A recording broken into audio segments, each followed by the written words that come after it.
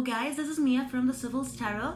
I saw this trend somewhere and I thought it would be very interesting to share with you. It is a little bit old, but it is, an ideal deck of my favorite major arcana, so this is it.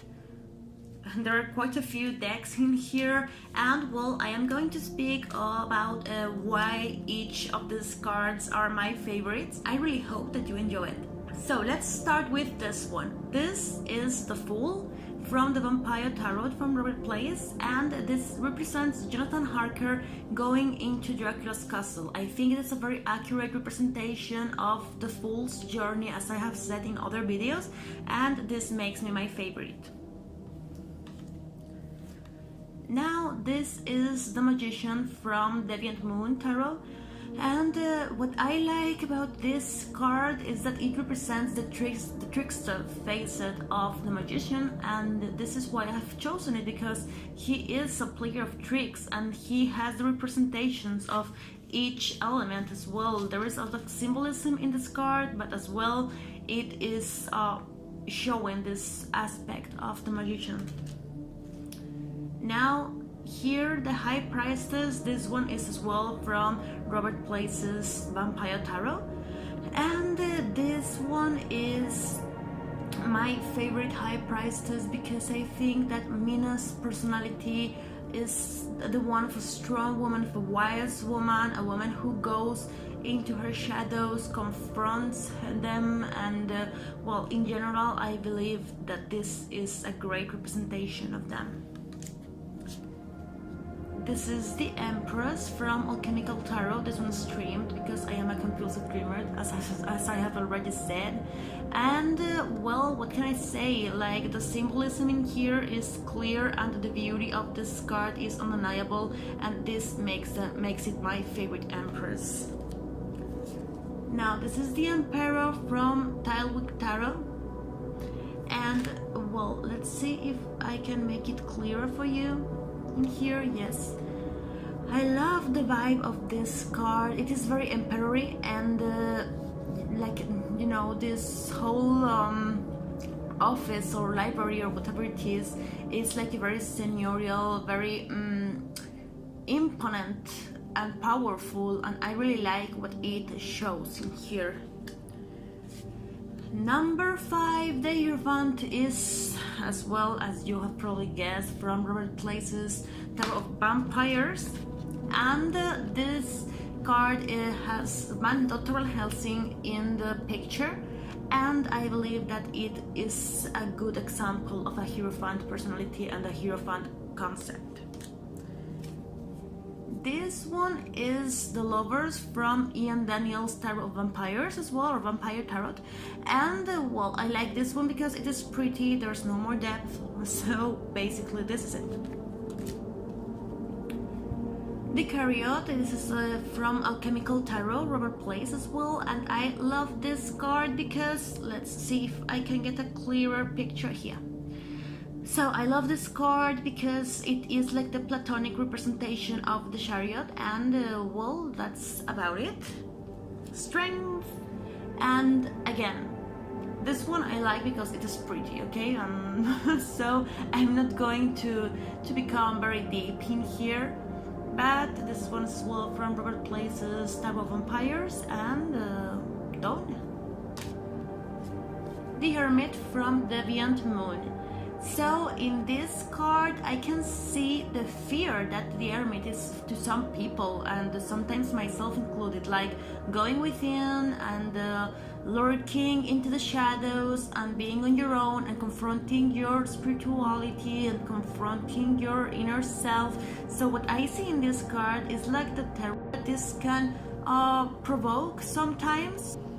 Next card is from the Roman Tarot, an indie deck that I love and adore, and this is the Wheel of Fortune, represents the goddess Fortuna, and well, I love it for its connections to the Roman mythology. Now this is Justice from Jane Austen's tarot, and this deck is very special to me because I am a big fan of Jane Austen, and well, what this card represents is the moment where Mr. Darcy gives a letter to Elizabeth, and he explains himself and lets her know the truth, and this is like what this card represents, truth. So this is why I like it.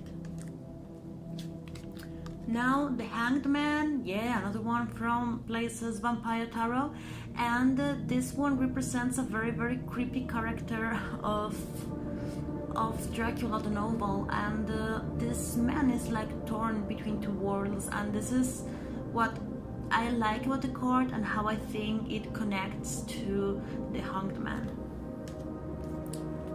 This is Death from Housewives Tarot. And well, what I love about this particular card, it is like it's like a joke, but actually it's not any less true because it is a joke. It's like this jar of mayonnaise with the word salmonella. Okay, I'm trying. Well, you can see it, but it's like this word salmonella in here in the mayonnaise jar, and I like it that it's irreverent, but as well it is true. This is Temperance from Honasa House Tarot, another big favorite, and well, kind of usual symbology, like the winged woman with this water and wine and balance and stuff. Pretty card, and love it. Now, the Devil. The Devil is my favorite card in tarot, and it's one I feel kind of connected to, and this one from Tilwick Tarot is like a black mirror, and I love how this card represents this facet of the devil, like a place where we don't want to look into, a place where we're scared to look, a mirror where we don't want to reflect, but it's still there. So this is the part that I really like. This is the Tower or Volcanus from the Roman Tarot, and it represents the eruption of the Vesuvius. This is the Star from Harry Potter Tarot, and it is like a picture of Hogwarts, and I really like how this is linked to magic, to hope, to guidance. So this is a very beautiful representation of the star. This is the Moon from the Roman Tarot as well. This is a big favorite too, and it represents this the wolf had a name, and I am an historian, so I should know, but right now I don't remember. But well, it is this wolf, this famous wolf feeding Romulus and Remo, and well, like the foundation of Rome, the very beginning of the foundation of Rome. I mean, Rome wasn't founded until much later, when Romeo and Remo were adults, but like the beginning. This is the Sun by Jerome Marchetti. This is Legacy of the Divine Tarot, and I really love how this little man in here can see the sun and the whole planets and stars like going around it. So beautiful. Sun. Judgement from Housewives Tarot, another big favorite and very self-explanatory, and the most beautiful card ever, and I love this one because it is beautiful. The World from Bohemian Gothic Tarot by Vesuvius.